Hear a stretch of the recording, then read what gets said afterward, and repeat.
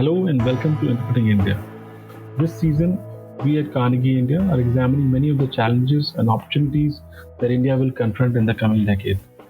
I'm your host, Suyash Rai, and this week I'm joined by Dr. Naushad Forbes to discuss his recently published book, The Struggle and the Promise Restoring India's Potential. The book is a wide ranging exploration of India's developmental potential and the challenges that could impede realization of that potential. Dr. Forbes is the co-chairman of Forbes Marshall, India's leading steam engineering and control instrumentation firm. He is also chairman of Ananta Aspen Centre. He was president of CII for 2016-17. He was an occasional lecturer and consulting professor at Stanford University from 1987 to 2004. Dr. Forbes is on the board of several educational institutions and public companies. Dr. Forbes, welcome to Interpreting India. Thank you. Good to be with you. Many congratulations on the publication of this book. So what I thought we'll do in this conversation is to pick some of the key themes that I found interesting in the book, and explore them with you, try to get your perspective on those themes.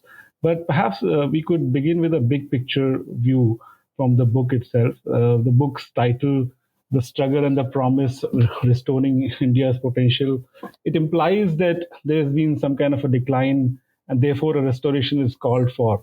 So, and you've been a witness to much of this history, especially the good growth years and the recent slowdown. You placed 2017 as a turning point. So tell us in a broad sense, what did we get right to get those many years of rapid growth, huge amount of private investment, export success, and so on? And what went wrong to lead to the recent slowdown, which continued well before the pandemic? First of all, thank you. It's great to be with you, Suyash.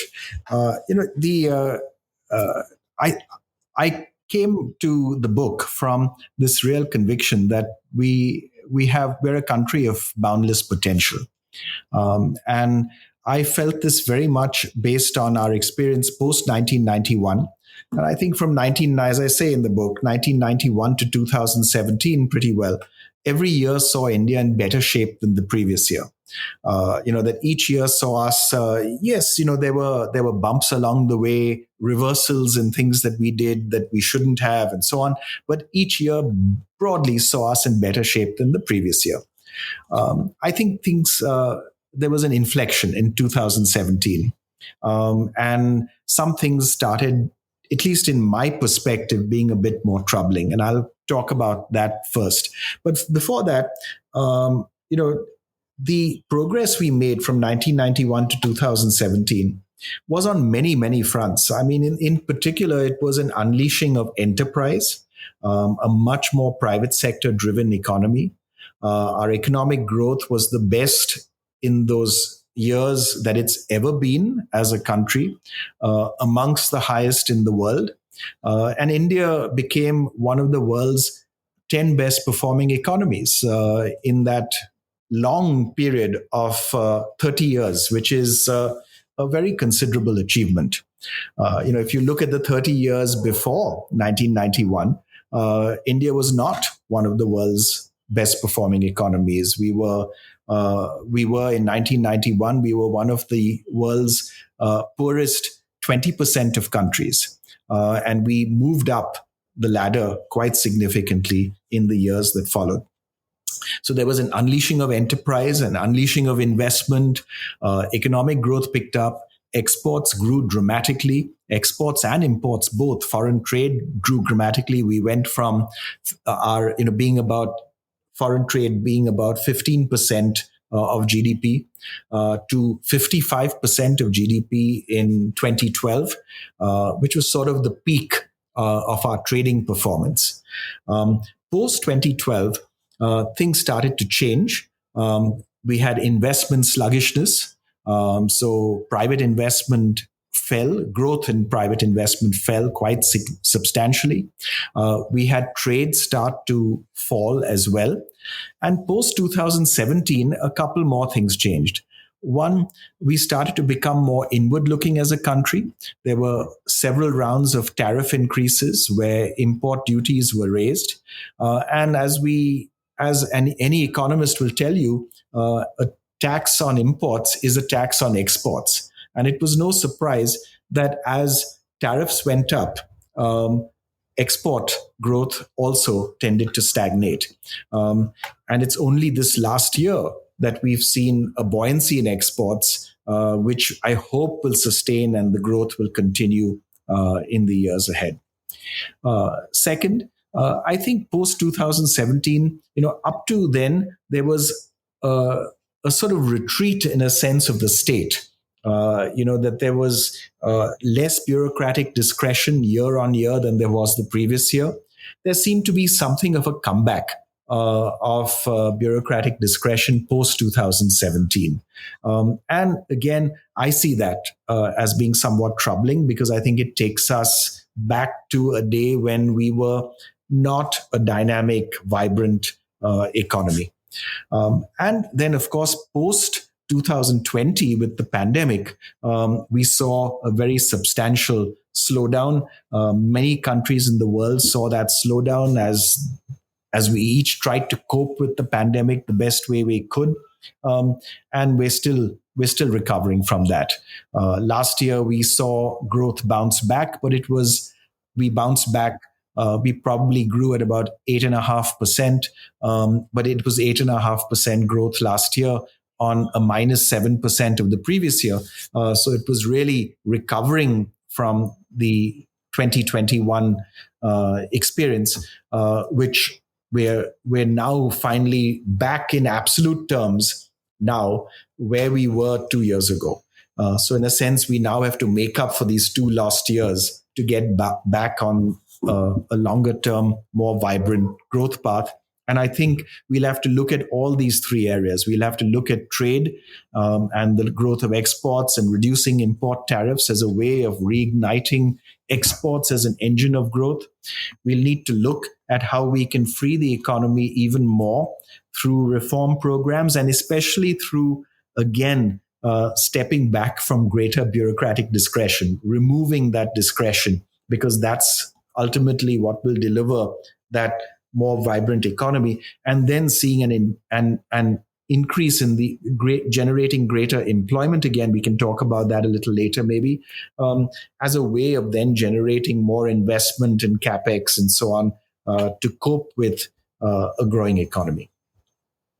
So the book is basically divided into three sets of arguments. One is about the future of industry and what industry on its own can do and how economic policy should enable a vibrant and innovative industry, and also voluntary action on the part of industry associations and all. The second is, of course, institutions, and the third is on culture and politics, which you call ramblings, but they're very interesting ramblings. They were ramblings.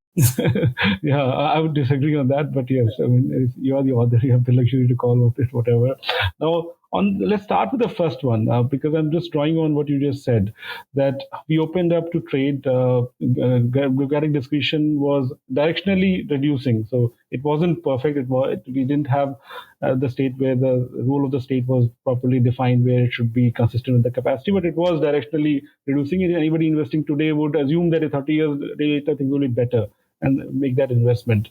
Now, if you look at the way the industry and states relation has evolved in the last few years, a few key themes emerge. One is that the state is more and more keen on backing certain champions. These could be individual firms or also certain product categories or certain sectors. Usually it's product categories and certain firms. The second, of course, has been a rise in protectionism, as you rightly mentioned. Now, I want to understand what happened, like in terms of our own experience of more than 25 years of really rapid growth on the back of these kind of policies of gradual opening, more competitive domestic market, and having a global trade putting pressure on the firms to learn and to build capability. And suddenly, it seems in just a matter of a couple of years, things have changed. So, what is the political economy that seems to be driving this huge shift? I think there was I want to give credit to the motive behind it, which is, I think there was an assessment that was made that Indian industry had been to some extent hollowed out by much greater openness and that we had, for example, stopped making, to take an example, APIs. We never made electronic components, but APIs we used to make, and we started importing APIs because it was cheaper to import APIs from China than to make the active pharmaceutical ingredients ourselves in our own country. But our pharmaceutical industry continued to be a vibrant international player on the basis of these competitive imports of APIs, right?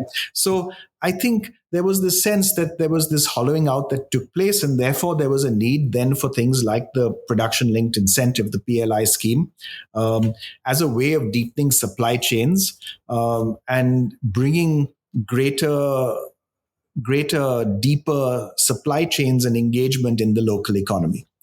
I sympathize with that objective. I think deeper supply chains are a good thing to have. Provided there's a provided it leads to greater competitiveness, and I think that that's where I would say the PLI policy needs a focus on competitiveness, not on production. Yes, production is the way to get competitiveness, but it is only worth doing if it makes you more competitive. Now, in what time frame? It can be in the longer term. It can be in 5 years. The production linked incentive scheme is supposed to run for 5 years. That's fine. So you provide protection for 5 years. You provide an incentive to produce for those 5 years. But then those both must go away. The incentive goes away. That is supposed to, it's scheduled to at the end of 5 years. So must the tariff. So must the import tariffs and protection. That there should be a schedule for them going away, such that in 5 years' time, having deepened our supply chains, we should be more competitive as a country than we would otherwise have been without the scheme. So that's the, if you like, correction of the production linked incentive scheme that I've been advocating and that I talk about in the book as well. I think the objective is fine. Again, deepen supply chains, get more manufacturing to happen, etc. All of that, those objectives are fine. I have a second point, and I talk about innovation a lot in chapter 5, in the chapter on in-house R&D. For various reasons, we have a more capital intensive and skill intensive industry than most countries at our level of development. If you have a skill and capital intensive industry, then the only way in which that industry will be vibrant is if we invest a lot in technology. So, as you would have seen in the book, I advocate that if you look at total in-house investment in R&D is about 0.3% of GDP. The world average is 1.5%. China actually invests a bit more than 1.5% now. If you look at the latest 2021 numbers, I think 1.7%. We need to grow our investments in in-house R&D as Indian industry by a factor of 5 to match the world average. That's a job for Indian industry. It can be encouraged, supported, etc. by the state, but the responsibility is Indian industries to increase its investment in in-house R&D. And unless we do so, we will not have a vibrant, successful, skill and capital intensive industry, which is what we have now. Yeah. So, I mean, this raises two questions for me. One is that when I look at the table in the book, that even though for 20 years plus we had very rapid growth and we were competing with firms across the world in several sectors in which the trade barriers had been lowered, but the R&D, or what you would prefer, DNR expenditure as a percentage of GDP didn't increase at all. In fact, it was roughly the same. And the firm's contribution to that is still less than 40% of that is the firm's contribution. Bulk of it is government, and we can talk about how that is done later. Now, it's a puzzle, right? That competition puts pressure, as you argue in the book, to innovate. And innovation, I mean, you need to do development, and sometimes development will once in a while lead to research because you don't have existing, capabilities to actually innovate. So, in this vibrant competition of 20 plus years, why wasn't enough push created for firms to invest more in development and research? Well, I try to answer it a bit Uh, it's a it's only a hypothesis. Um, and I said, that if you look at why Indian industry invests as little as it does in R&D, my sense is that the answer is actually because we don't know that we're investing less in R&D. We think we're investing enough, and my reason for thinking that is from conversations I've had with many industrialists, that when I've spoken to them and said, listen, why do, look, Indian industry needs to invest a lot more. They think, yes, maybe Indian industry does, but we're investing enough. Our company, my company is investing enough. So, and if each industrialist thinks that, then we don't solve the problem because we don't know we have a problem. So I think, in a sense, one of the objectives that I have in the book is to trigger that same introspection, to say, listen, compare how you're doing in terms of investments in R&D with the top 10 or 20 firms worldwide in your industry, and compare like to like, compare other firms in your own industry. How do you compare in terms of percentage of sales investment in in-house R&D? How do you compare in terms of the number of people that you have in R&D? How do you compare in terms of the qualifications of the people that you have in R&D? Now, some of this data is difficult to come by for other companies. Percentage of sales and investment in R&D is easy for any public company, but numbers of people in R&D and all is tougher. But it's usually possible to find out. You may not know it for all top 10 or 20 firms, but you can get it for 2, 3 firms. Compare those numbers. And if you're doing fine, if the investment as a percentage of sales is comparable, if the number of people in R&D is comparable, if the qualifications of the people and the talent is comparable, if the outcome in terms of flow of new products is comparable, then you're fine. And you should say, yes, we're doing enough. If any of those are not comparable, it's an opportunity that we have. And the reason we have this huge opportunity is because of the availability of talent in the country. I was talking to someone who runs an engineering company. We're running an R&D Managers of the Future program, and one of the people there is from an engineering company. And he was saying they decided they were making controls, and he says they set up an R&D team. They first tried to buy the technology, didn't succeed, and they finally decided to set up an R&D team. And in a year, they set up a 30% R&D team working on just controls for this one particular product. You couldn't do that in other parts of the world. If you wanted to set up an R&D team, you would struggle to put together a 30-person development team in one specific area. In India, you can do it because our engineers are available in abundance. So talent is available here. We have this huge supply opportunity. And I think as Indian industry learns that we must really step up our investments in in-house R&D, I think we'll start tapping some of that opportunity. As we start tapping the opportunity, and it won't change things overnight, but over 2 years, 3 years, 5 years, you start seeing a flow of new products. The flow of new products will start adding to the success of the firms. It starts becoming a virtuous circle. Moving on to this wonderful chapter that you've written, design and the role of design. It's a standalone chapter, it can be read as a paper in itself. And this is also related to the development and research argument that we had a bit earlier. But is there more to it than that? So one thing that always amazes me is that we have so many people who can code, but something which is technologically as trivial as Twitter, we don't create. The coding required to make a Twitter, at least to start with. When it becomes very big, there are many issues of cybersecurity and all, which means heavy investment. Is very trivial, but we don't make it. So what's missing in the design imagination in India? So first of all, I would not in any way downplay the importance of learning. As you point to Ronald Daw and his advocacy of learning as a foundation for creating, and it's exactly the point.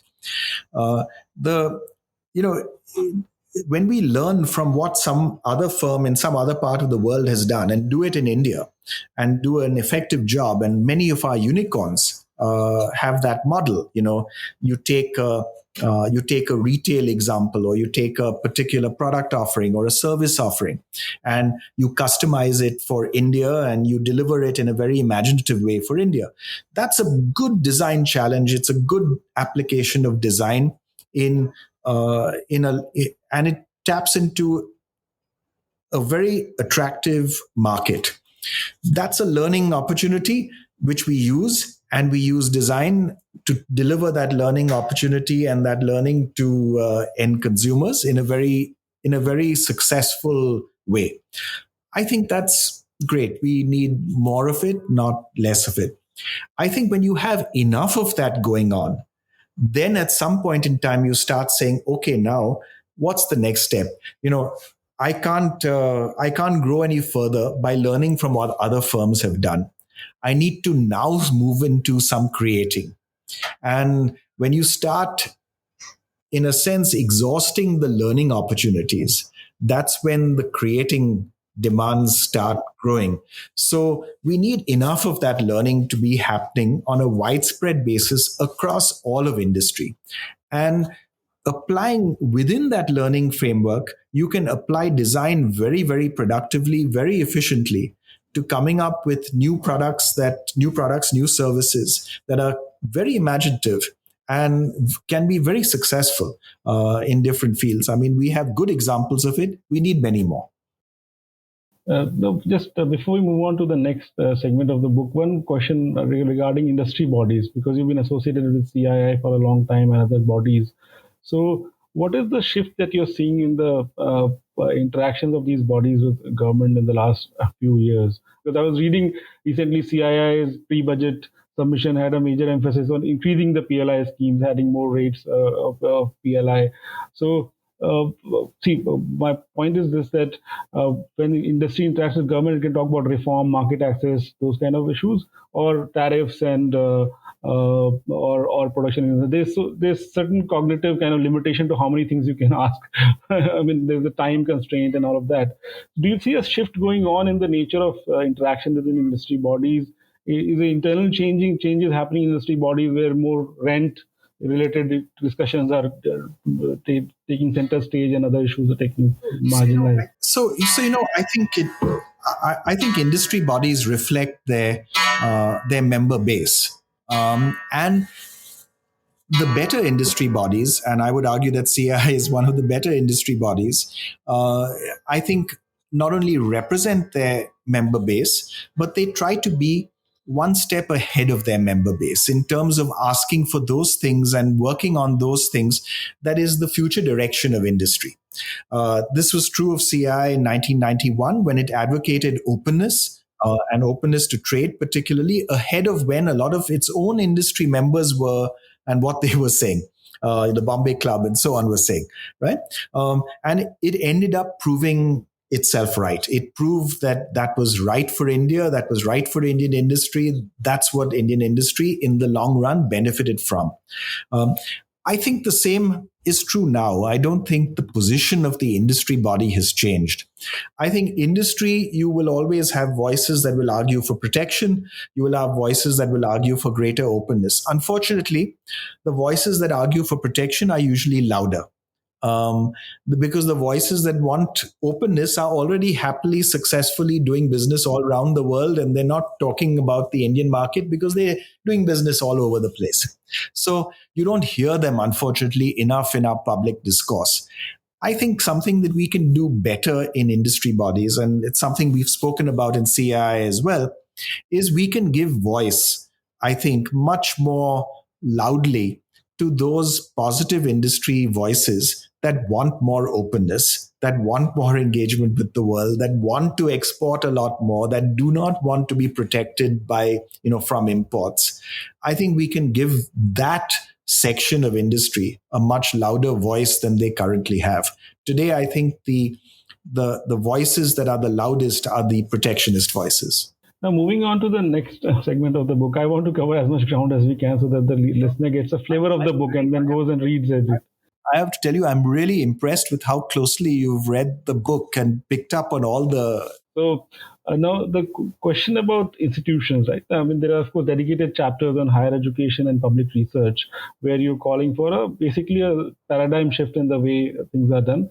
On the higher education, you're saying focus less on kind of micromanagement regulation, more on competition Autonomy. accreditation, and if you want to autonomy, and of course support those who need support. Don't Exactly. regulate the fees. That's one.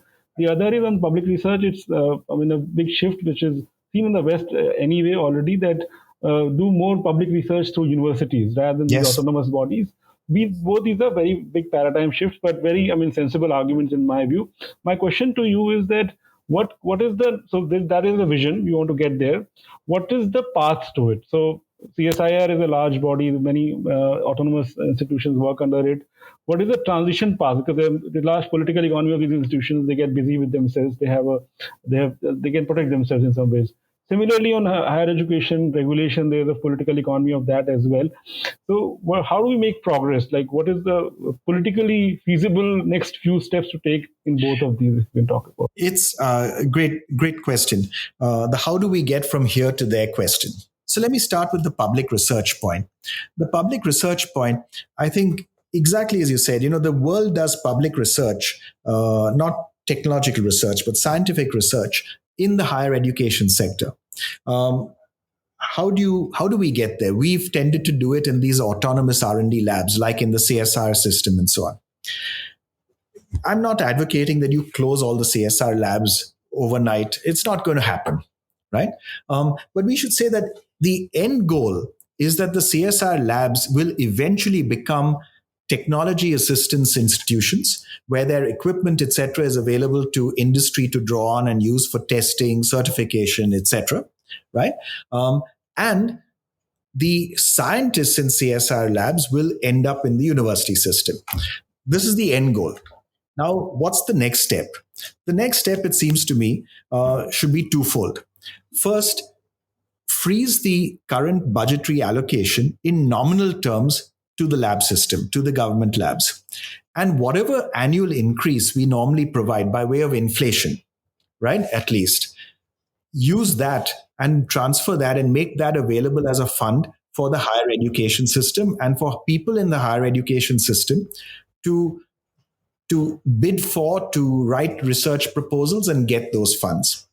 If you did that for all the government R&D spending, government R&D spending is quite a large number. It's about 100,000 crores. And of that 100,000 crores, it goes up by about 8,000 crores a year. So freeze it at 100,000 crores and then give that increase of 8,000 crores a year, make it available to the higher education system for research grants, to research proposals to be written, and these grants received by the higher education system.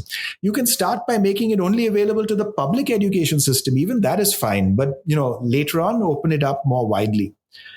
If you did that, you would, in a year, you would more than double total research spending in the higher education sector. In a second year, it would then be up 3 times. In the third year, it would be up 4 times. I mean, in 3-4 years, you would transform the higher education system. And second, you would give the resource, these institutes would have so much in the way of resources, they would be able to do then one second thing that we need to do, enable every government scientist employed in one of these labs, say for the next 5 years, without losing your seniority, you can move to any public higher education institution without losing your seniority and be employed there. And you could simply, you give them that sanction. You will find, okay, you may not in the first year find 1,000 scientists moving, but if you find 50, 100 scientists, and if they have a good experience, because there's this research funding coming in, they have young researchers and students and graduate students that they can have work on their projects. I think in 2-3 years you'll have hundreds moving, and that's how you sort the system. In a way, you increase the supply of scientists to the higher education system from these autonomous labs, and you freeze the current budgetary allocation to the labs in nominal terms. and allocate the usual increase to the higher education system. I think it's a workable way forward. Yeah, it's a pragmatic next step to take. Yeah. Yeah. So one of the underlying themes of the book that I see is the focus on human beings and their development. So, like, there's a very interesting passage following the work of Inkeles on how factory makes a modern citizen. It's a very interesting passage I found. Similarly, on public research, the focus that the best output is the research trained person. So training and research have to go together. A person who gets educated is the best output through a research university or a place where research happens, and then they go and do different things in life. And of course, human beings work in the institutional setting. So there is a full chapter on institutions and their autonomy and their and the values that drive the institutions. So my question to you on this is a broad one. That one of the things that I see in the book is that you say that we have to work with the strengths that we have. So not get China envy or envy of different, because we have a particular kind of system and it has to work in its own strengths. If we had a different system, a different path could be envisaged. Yes. So if you could describe about what are the key strengths that you see in our institutions right now, and what are the ways in which we can build on them, and couple of pitfalls to avoid. That chapter is very rich and it's got a lot of content. But I would like you to hear from you. What are your kind of 2 or 3 key messages about our current institutional setting? So, as I believe that in a country like ours, I think we're such a diverse place that at the end of the day, we cannot rely on one leader, however strong, however visionary. We cannot rely on one leader to decide what needs to be done. It has to be a collective output of many independent institutions, which between them set the rules under which we all operate. That, it seems to me, is what allows a very diverse country like ours to thrive. So that's the argument, if you like, of the institutions chapter. That how do we end up with these many vibrant, strong, independent institutions? So there are some principles there. Independence comes from financial autonomy. They must have control over resources and leadership selection. They should have control over their own leadership selection. Does this necessarily mean that the institution will do a perfect job and end up with the perfect leader? No. But you need enough institutions to end up with good leaders most of the time. And if you have enough institutions that end up with good leaders, and we treat them, and I'll come to that, and you have enough institutions that end up with good leaders, that enough are independent, enough have financial autonomy, enough set in place the right kind of norms within the institution of how to operate and what good quality means, I think that's good enough. That's good enough for us, and that would take us forward. Now, there's a second piece that from the outside and from the political leadership, and I'm talking about union government and state governments here, we need to respect institutions to do their job and let them get on with doing their job. So even if an institution is obstructive from time to time and it stops a political leader from doing something that they would otherwise want to do, right? We have to respect it and say, look, that's what's happened. Sometimes those obstacles are unreasonable. It's the institution overstepping its limits. It's doing something that makes no sense. It's doing something in a strange way. We have to just respect the fact that it will come out in the wash eventually, that between them, if we have enough independent institutions, one will balance the other. We will have forward movement over time, and that will ultimately get us to where we want to go. So I think that's the argument of the chapter. It's not a revolutionary chapter. I'm not asking for the world's finest institutions in every respect. I'm not asking for someone to sit down and design brilliant new institutions. I'm saying take the institutions we have, keep working to give them greater independence. Independence means give them control over their own financial resources and give them control over their own leadership selection. If you give them control over those two things and then you encourage them to keep getting better and better people in place in those institutions and recruit better and better fresh people, put better and better leaders in place, we're there. We will have that balance of good independent institutions that between them will set the right rules for us to operate under. Yeah, and a related argument you make in the book is to moderate our expectations from the state. It's a relatively modest capacity state, and it can only do so much. And the flip side of it, that the industry and the civil society organizations can do more under the right circumstances. And some of the circumstances have, of course, become more challenging in the recent years, but I mean, they're still solvable problems, right? And so, what are the, core functions of the state? I know it's mentioned in the book, but Yes. So the core functions of the state, I'm drawing on Vijay Kelkar and Ajay Shah's really excellent recent book. Um, you know, uh, they recommend that there are four, and I've added two. Right. So the four that they have were criminal justice, which includes the law courts and the police. Right. Financial regulation and the tax system. So those are the four. Yeah. Sort of criminal justice system, the police, financial regulation, and the tax system. The two that I added were public health and public education. And I think those are the six that the state needs to do, and only the state can do, and which it needs to do well. The rest, right, rely on the private sector and rely on NGOs. We have a huge number of NGOs in the country. And one of the roles that NGOs play is that they hold the private sector accountable and they hold the state accountable. That's very useful. So if you have, a particular set of firms that's getting into bed with the state somewhere, right? The NGOs will hold them to account and say, "Hey, listen, you can't do this." That's very productive. And now, does that mean that every NGO is angelic and wonderful and honest? No. NGO sector has its bad eggs like every sector, but we should make laws on the basis of the 90+% of NGOs that are really good, trust that they're going to operate in an ethical way, that they are actually driven by great commitment, as the great bulk of them are, and then let them get on with doing their jobs. Let them get on with getting funding to do their jobs, whether domestic or foreign, and don't keep trying to control everything that they do.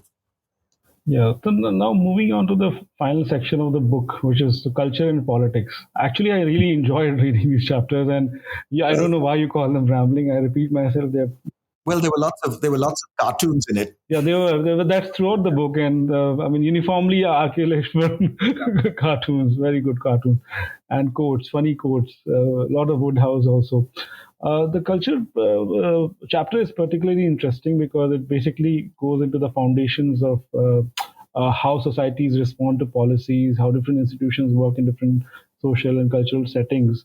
And I want to explore a couple of these themes with you. One is the question of focusing on growth and achieving glory through economic renewal, so to speak, and having the confidence to go and conquer. Like we can take on the world. Like I'm reminded of David's look at Goliath, which you can find in Florence. That statue. That there's a look that I can take this guy on. Like that. And something has changed. Perhaps the growth slowdown has been processed in a particular way by the polity, but it's a very important insight. I felt that many countries that saw rapid growth episodes actually express the confidence that they can do this. I mean, not only many countries, as you saw in the book, for us as well. People like Tarun Das of then CI in 1991 had greater confidence in Indian industry than Indian industry had in Indian industry. So, and his confidence ended up being proven right? That Indian industry blossomed as the economy opened up. And I continue to have more confidence in Indian industry than I think Indian industry has. I think we are capable of really great things. And I think setting ourselves that ambition, and you see it in many companies. There are many companies that are doing great things around the world. And their story has to become the story that inspires everyone else. Now, Indian industry, not just Indian industry, I mean, industry around the world keeps asking for protection. You will have these voices that will always ask for protection, and the government should hear those voices and ignore them.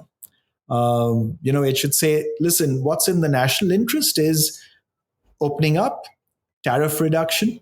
That's what will make industry competitive. And if it's competitive domestically, it can compete internationally. So I think that path of ensure you're competitive, because if you can't compete at home, how can you compete in some other part of the world? You cannot. So it's an essential part of it, that confidence. Now, together with the confidence must go a real keenness to learn. So enough humility to say, I don't have all the answers. Let me learn from whoever has the answers. And if there are other firms, other countries, other policies, other institutions, let me learn from what they're doing. But I will take what my learning from them, and then I will improve it. So I will have enough confidence then to take it and improve it and make it better. So you need enough humility to learn from the best in the world, and enough confidence to then improve that best, and make it still better and effective. So that's really the balance. That's the balancing act, if you like, that we need to follow as a country in any of our institutions, and indeed in any of our firms. Now, my final question to you, or rather theme to explore with you, is this question of voice, trust, social capital, and liberalism. And there's a line that runs through it, Hirschman's argument about when voice requires trust, and otherwise you will not express and corrective actions will not be taken. And then that requires a certain kind of polity in which voice can thrive, otherwise people might exit, and there's a risk of the best and the brightest exiting. And so all this, there's a kind of a common cultural and political theme there, which of course we as a democracy and with certain kind of institutional integrity and independence already enjoy to a great extent. In fact, more than we deserve to at this stage of development. Perhaps many countries didn't have this kind of a privilege at this stage of development. We got it early on, in fact, at a very early stage of development, and we've preserved it more or less for a very long time. But are you optimistic about the future on this count, that will voices of which go against the flow and say, okay, this is not the right path, we need to take a corrective path based on their own independent analysis, but do not submit to the zeitgeist, so to speak? We will continue to be heard in a manner that provides a corrective. Will trust increase in our society? Because I mean, if anything, there's much more of identity politics, and there's much more of in-group bonding is increasing, but out-group bonding seems to be, gradually, being taken apart. So, are you optimistic? Or I'm not asking about, naive optimism, which anyone can have as an attitude, but based on facts. I think you've identified the exact concern that we should all have, that the greater the polarization in society, and this is true, we see this in India, but we see this in many countries worldwide. You see it so strongly in the US, in the UK, in many societies. The greater the polarization, the first casualty is trust across the polarized groups, because automatically people start identifying with their particular leaders and their leaders, whether they're in the ruling dispensation or the opposition, it doesn't matter, but they identify with their leaders and they distrust the other fellow. They distrust the other person, and they say that, listen, they're not doing what's right for the country, for society, for me. That casualty of trust is something that is very damaging. You saw it in how we handled the pandemic. For example, what happened in the US was, it's quite shameful, where one political party was anti-vaccine, even though it was the ruling party at the time and ordered the vaccines. It's crazy in terms of that destruction of trust that took place. In India, fortunately, were not subject to an issue of trust across the spectrum. But there are other issues that I think we can trust. If you use the institutions of state to target particular opponents, then what happens?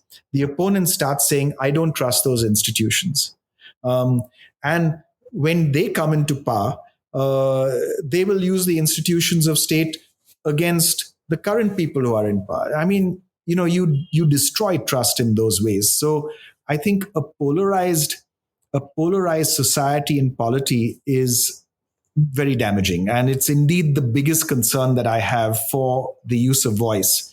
Now, how do you use voice in a productive way? I mean, I talk about this some.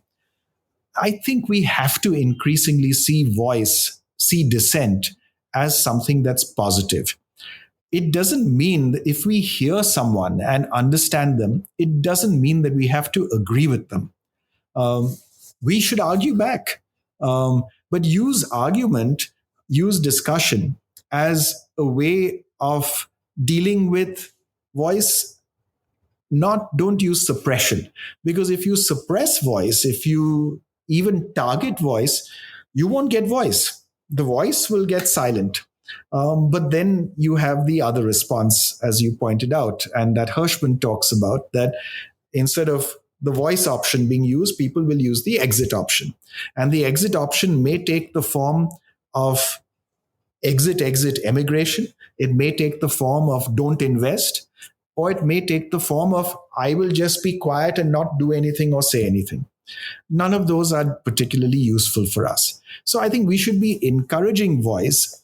By encouraging voice, by engaging, by talking, I think we build trust. And then if we ensure that our institutions operate in a manner that is as fair as we can, and I'm not talking about perfection, but each year should see them operating better and more independently and more fairly, that builds trust too. And I think we have to systematically and consciously try to build trust with people who we do not think alike with.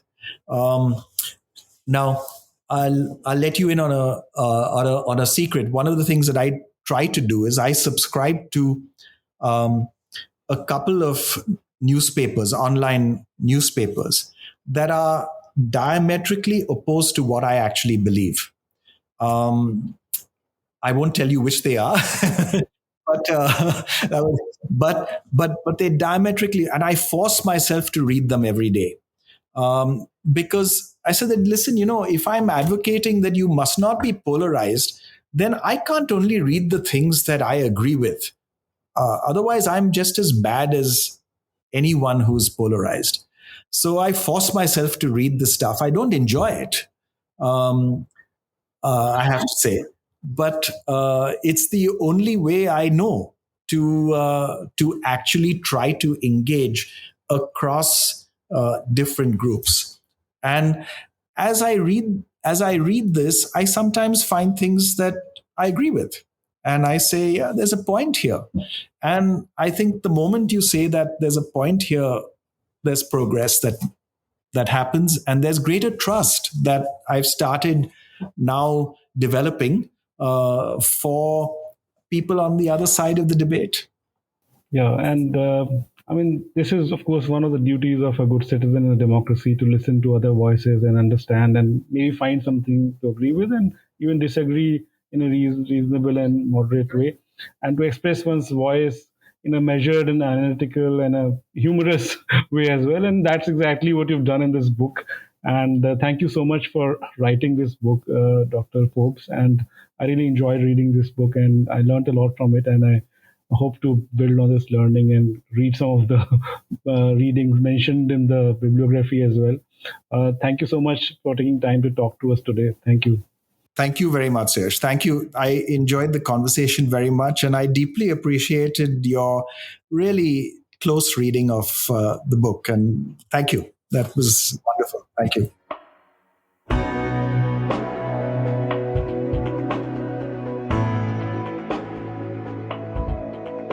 We'll be back soon with a new episode. To make sure you don't miss it, be sure to subscribe on Apple Podcasts, Spotify, Stitcher, or wherever you get your podcasts. To learn more about our research and team, you can visit us at carnegieindia.org. You can also find us on social media on Twitter, Facebook, LinkedIn, and Instagram. Thank you for listening. See you next time.